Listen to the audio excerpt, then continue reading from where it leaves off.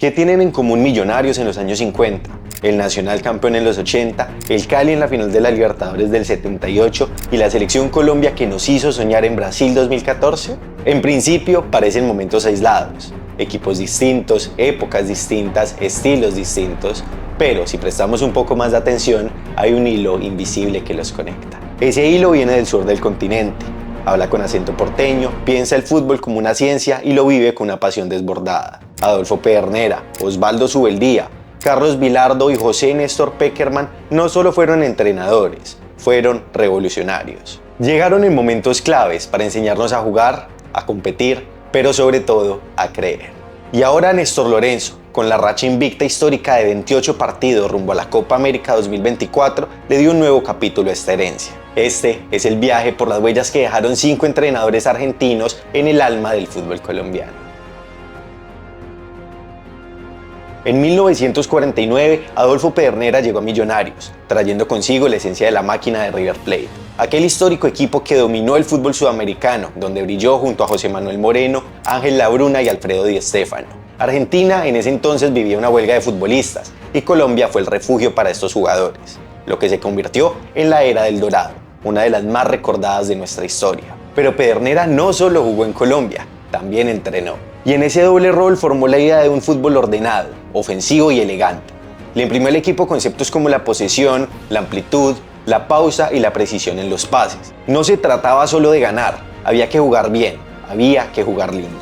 Bajo su mando y junto a Rossi y Di Stéfano nació el legendario Ballet Azul de Millonarios. Ganaron 4 títulos, incluyendo el primer tricampeonato de la historia del club entre 1951 y 1953. Pero su mayor legado fue conceptual. Introdujo el fútbol de toque, pausa y asociación. Di Stéfano, bajo su tutela, aprendió a jugar sin balón. Su visión ayudó a profesionalizar el juego. Implantó métodos, exigió comprensión táctica y creyó siempre en la belleza del fútbol bien jugado. Años después de su paso por Millonarios, volvió como DT a América de Cali y luego se hizo cargo de la Selección Colombia, clasificándolos a su primer mundial en 1962, dejando una impronta que trascendía los trofeos. Allí se logró un 4-4 histórico frente a la Unión Soviética, con el único gol olímpico en toda la historia de los mundiales, obra de Marcos Kohl, quien décadas antes ya había admirado a Adolfo Pedernera como niño en Barranquilla, donde hizo que su ídolo le firmara una foto de El Gráfico. En Colombia, la idea de un fútbol de toque, de asociación, de talento colectivo empezó con él. Pedernera no solo hizo que Millonarios ganara, hizo que todo el fútbol colombiano soñara con jugar bonito. Subeldía no llegaba con el aura de una estrella como Pedernera, su camino era otro, el del laboratorio, el de la libreta y el de la obsesión por todos los pequeños detalles. Dirigiendo a Estudiantes de La Plata hizo historia. Tricampeón de la Copa Libertadores entre 1968 y 1970 y vencedor de la Copa Intercontinental ante el Manchester United. Fue pionero en táctica, análisis rival y jugadas preparadas. Y ya, en 1976, aterrizó en Atlético Nacional y con él llegó la modernidad.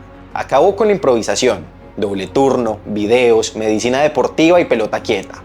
Así nació en tierras paisas la Subeldiana. Cobro de tiro de esquina al primer palo, allí entraba alguien a peinar el balón para que en el segundo llegara otro y la metiera al fondo de la red. En Nacional sembró una escuela. Bajo su dirección no solo crecieron futbolistas, sino entrenadores. Entre sus dirigidos estuvieron Francisco Maturana, Hernán Darío Herrera, Pedro Sarmiento, Norberto Pelufo, Luis Fernando Suárez y Juan José Peláez. Todos nombres que luego marcarían una época desde el banquillo. Subeldía no vino solo a ganar partidos, vino a cambiar mentalidades. Profesionalizó todo, ordenó todo, enseñó que la táctica no mata el talento, lo potencia. Bajo su mando, Atlético Nacional fue campeón en 1976, solo 5 meses después de llegar al club, y ya luego volvió a levantar otro título en 1981. Aún hoy en día es el único técnico del club verdolaga que ganó 2 torneos largos. Y es que Subeldía no vino a dejar frases, vino a dejar escuela. Y es por eso que en Colombia no fue un simple entrenador, fue el maestro. Vilardo definitivamente fue el discípulo más inquieto del maestro Subeldía. Exjugador de Estudiantes y médico de profesión, entendía el fútbol como un sistema donde cada milímetro contaba. Antes de ser famoso por sus locuras en Argentina, fue en Colombia donde empezó a construir su leyenda táctica. Llegó al Deportivo Cali en 1977 y apenas tomó las riendas del club, cambió la camiseta verde por una blanca para la mayoría de sus partidos. Según él, el verde se confundía con el césped y además traía mala suerte. Y en Cali aprendió a grabar los partidos en video para analizarlos hasta el más mínimo detalle. Fue pionero en esto en Colombia, desarrollaba jugadas, corregía movimientos y preparaba cada duelo como si fuera una guerra. Su impacto fue inmediato. Llevó al equipo a las semifinales de la Copa Libertadores de 1977, pero el punto más alto del Cali de Bilardo fue cuando rozaron la gloria continental en 1978. Fue subcampeón tras perder la final ante el Boca Juniors del Toto Lorenzo, quienes ya los habían eliminado en las semifinales un año atrás. Pero si bien Boca ganó el título, el Cali de Bilardo ya había hecho historia, convirtiéndose en el primer equipo colombiano de toda la historia en llegar a esta instancia. Y ya luego en 1981 dirigió a la Selección Colombia.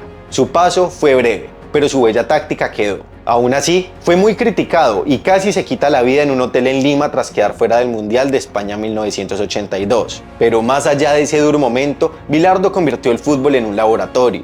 Sembró la idea de que el juego se podía ganar antes de salir a la cancha. Y fue en Colombia donde perfeccionó el método que luego lo haría campeón del mundo con Argentina en 1986. Y sí, Bilardo convirtió al Cali en un equipo modelo y en Colombia se instaló la obsesión por la táctica, entendiendo que el fútbol también se juega con la cabeza. Antes de cambiar el destino de Colombia, José Néstor Pekerman ya era un nombre reconocido a nivel mundial. Con las selecciones juveniles de Argentina, ganó 3 mundiales sub-20 y formó a talentos como Riquelme, Cambiaso, Aimar, Sorín, Scaloni y por supuesto Lionel Messi, a quien convocó por primera vez a la selección absoluta. Años después, cuando Messi ganó su primer Balón de Oro, se lo dedicó al profesor, mostrando el impacto que tuvo en su carrera. Y Pekerman ya tenía el respeto del mundo del fútbol. Por eso, sorprendió cuando en 2012 aceptó el desafío de dirigir a una selección Colombia herida y sin rumbo, fuera de los mundiales desde 1998. ¿Por qué aceptó? Por 2 razones. Su hija, nacida en Medellín, y su convicción en el talento del futbolista colombiano. Pero Pekerman no vino solo. Con él llegó Néstor Lorenzo, su mano derecha, y juntos construyeron desde la base orden, respeto, profesionalismo. La selección pasó de ser un equipo caótico a una familia unida. La ilusión volvió. Bajo su mando, James Rodríguez se convirtió en estrella mundial en Brasil 2014. Sin Falcao, fue el goleador del torneo y fichó por el Real Madrid. Y él no fue el único. Falcao, Ospina, Cuadrado, Quintero, todos crecieron con él, porque Pekerman entendía el juego, pero sobre todo entendía al jugador. Con él al mando, Colombia clasificó con autoridad a 2 mundiales y logró su mejor participación histórica en Brasil 2014. También se quedó con el 3er lugar en la Copa América Centenario 2016, pero sin dudas su mayor virtud fue otra. Creó un equipo con una identidad clara, ofensiva y respetada en el mundo del fútbol. Y si ya todo eso no fuera suficiente, Pekerman sembró para el futuro.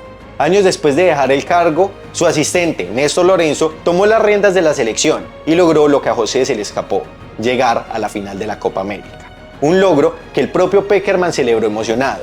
Su semilla había florecido. Pero Pekerman no solo es recordado como un gran técnico, fue un formador, un referente ético y humano. Cambió la historia de Colombia con trabajo, humildad y visión, porque su legado no está solo en los resultados, está en el alma del equipo y en el corazón de los hinchas. Néstor Lorenzo no llegó de la nada, entendió lo que necesitaba Colombia y se formó con los mejores. Antes de compartir el banco con Pekerman, Lorenzo ya había sido marcado por otra figura clave, Carlos Salvador Bilardo, de quien absorbió la obsesión táctica. Como jugador, fue parte de su Argentina subcampeona en el Mundial de Italia 1990.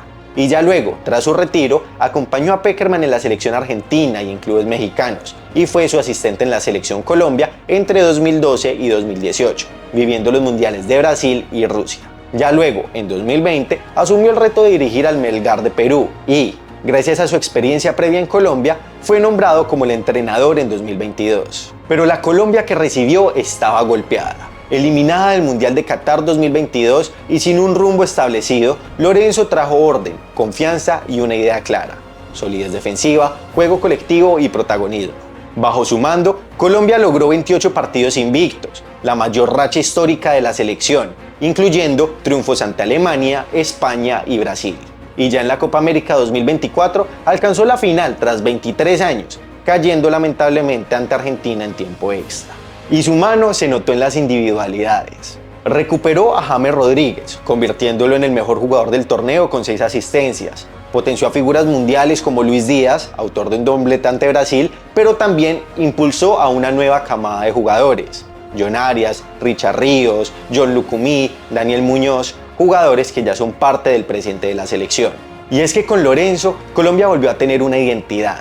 Recuperó el respeto y el protagonismo internacional. Su legado no fue solo táctico, también dejó una generación renovada, lista para seguir compitiendo en la élite del fútbol mundial.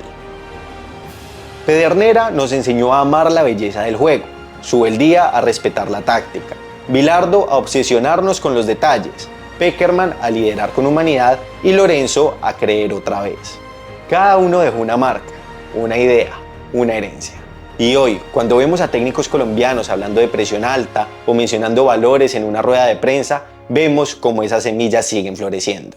Porque el fútbol colombiano, aunque tenga su acento propio, fue moldeado por voces que llegaron del sur del continente. Voces que nos enseñaron a jugar, a competir, pero sobre todo a creer que todo es posible.